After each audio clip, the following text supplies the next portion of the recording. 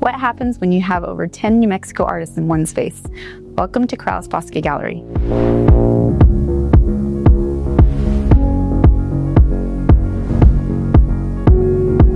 This isn't just a gallery, it's a piece of Corrales, told through the eyes of its artists. Come be a part of the story.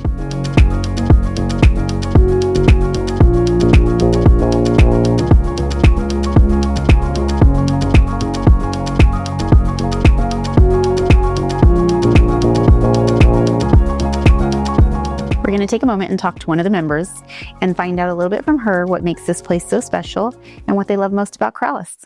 Well, thank you for having us in your lovely gallery today. Oh, it's my pleasure. I'm really happy to have you here. Thank you. So tell us a little bit about you and your gallery and what inspires you to get going. Well, I am a lifelong resident of Corrales.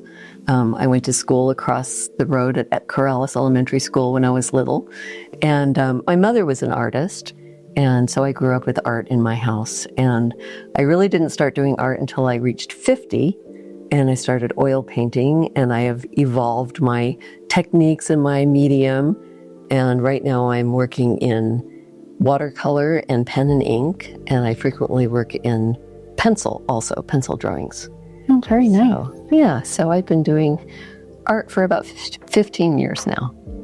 Nice, so lifelong and never left Corrales. Well, I have, but I always end up coming back because I never find anything that I like as well as Corrales. What's your favorite thing about Corrales? I think it's hard to pinpoint my favorite thing, but I love the community. I love the cottonwood trees and the rural nature of Corrales, and that we have resisted development. We still don't have curbs, we don't have sidewalks, and horses can ride right along the road and don't have to worry about pavement. And it just has stayed very rural and comfortable, and it's a little bit funky, but it's the way we like it, and I think I like that about it. And I have lifelong friends here, and new people keep coming, and it's just a really nice community. Very nice. And that's the reason why you selected Corrales to host your business in. Well, I did not start this business, okay, but my mother did. My mother was one of the, I think it was 10 artists who started Corrales Bosque Gallery in 1994. And I can't remember how long she was with the gallery, but it has been continuously open since 1994. So last year we celebrated our 30th anniversary. Congratulations. Thank you. Thank you. So it's been here a while. I joined in 2022 and have been very deeply involved with it, but everyone in the gallery is very involved. It's a cooperative. So we all have our work here and we all share in the responsibility of running the business. And so it's everyone owns it who's in the gallery. So we do have members come and go, but we maintain a membership of anywhere between 12 and 16 members at a time. Oh, that's amazing. Yeah. It gives a good variety for people to choose from. We have a great variety here, and we have a really high standard for fine art. So we don't take everybody. We do jury people in, and we try to maintain a really high standard. And there are so many great artists in the community that we don't really have any trouble doing that. We have a lot of variety, and it's all very fine quality. We also have some very affordable pieces here, up to couple $1,000 pieces that are, large and really beautiful work. It's all beautiful work. So tell me a little bit about this piece and the story behind what it gives back to it. I understand that there is a little extra to it. There's a really nice story to this. These pieces are by Barbara Rosen, one of our member artists. And these beads were made by some African women who this project, making these beads, enables them to pay for their children's education and health care and take care of their families. So Barbara is supporting this endeavor, buying from these women, and she makes a lot of her jewelry from these beautiful beads. They're very unique. Yeah, they are very colorful and beautiful. So anybody who buys that also is contributing back. Yes. That's true. That's an awesome story. Yes, it's a pretty great women's cooperative that does this.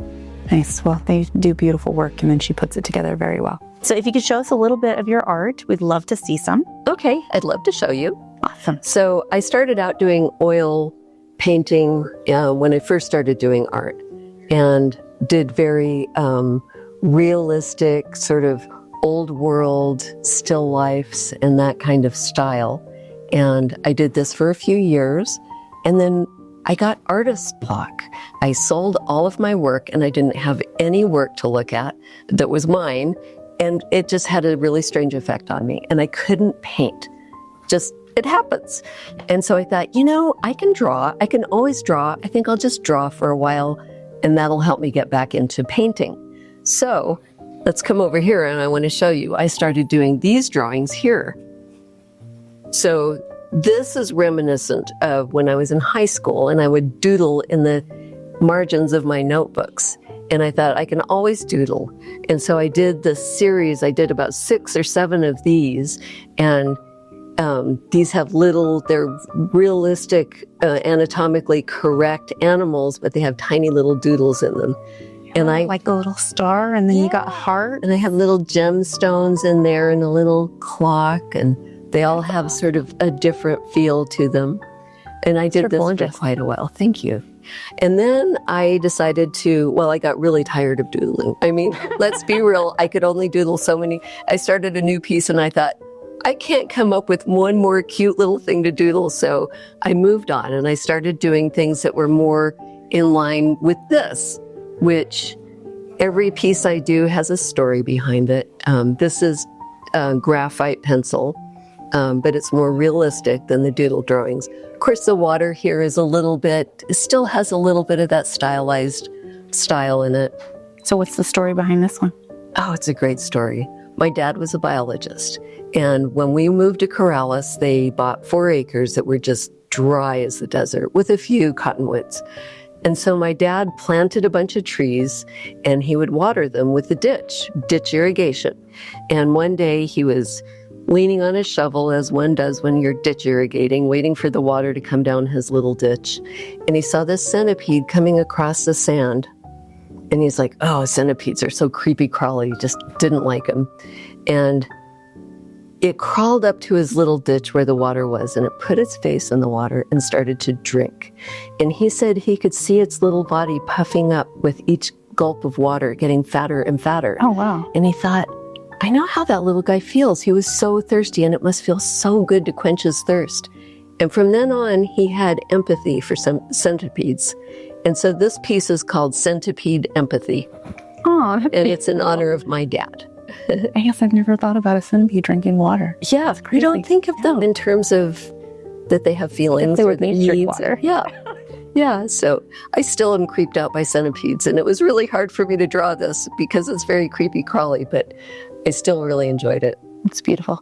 Yeah. So now I'm working with more color. I'm putting watercolor into my paintings, and I have 4 new pieces that I'm bringing in for the 1st of May. So we're doing a new show the 1st of May, and we'll have the cast art studio tour here, Corrales Art Studio Tour. So we're a member of that. And so we'll have a bunch of new pieces, and we have 2 new artists who have brought in their work. And I can show you their work if you'd like to see that. Sure. Let's see. The work of one of our new artists, her name is Paige Smith Wyatt, and she does pastel work and egg tempera paintings. And her work is just beautiful, and it fits in with our gallery very nicely.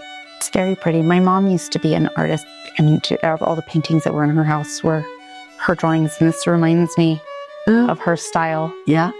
Yeah, it's beautiful. It is very pretty. Yeah, I love all of her work. And we have another new artist who is a jeweler. And her name is Judy Hurd. And these top 2 shelves are her work. Very nice. Yeah. So I like that pretty one up there. Oh, yeah. I really like her work. It's very pretty. I like her amethyst gem cuts. Very lovely. Yes. Well, thank you. And thank you for pointing out to new people and giving them some credit so they can, people that they know. But we have We have 12 of us in all right now, and the gallery is full of really nice work. Very nice. And just like birthday cards? These are greeting cards. Yes. Okay. Yeah. I think they're all blank cards, and they're prints of our work that we. Not everybody in the gallery has cards, but I put all of these on the bottom. I see your little mouse, and I see your piggy over there. Yeah. Yeah. So everybody has such lovely work. Thank you. You're welcome. Thank you. Well, I hope your clients will come in and see our gallery. I'm sure they will. So tell me something that maybe somebody wouldn't know, maybe just from assuming it's a gallery. Anything special that you guys do or special that you offer? Well, let's see. Every 4 months, every 3 months, every quarter, we change around the whole gallery. We freshen things up, we clean things up, we bring in new work, and so there's always something new to look at here. And the artists, as we sell work, we bring in new work, so it's always getting refreshed. So there's always something new to see when you come in. And it doesn't matter how many times you come in, it's always fresh. Very nice. Yeah. That's good. Because sometimes you have pieces that just sit there and like, okay, let's just sit there until it's built. We try not to do that. We try to rotate things through and have new work. Very nice. Yeah. Well, thank you. And thank you for sharing and you're welcome. telling everybody a little bit about your story. Well, thank you. Thank you for coming in. You're very welcome.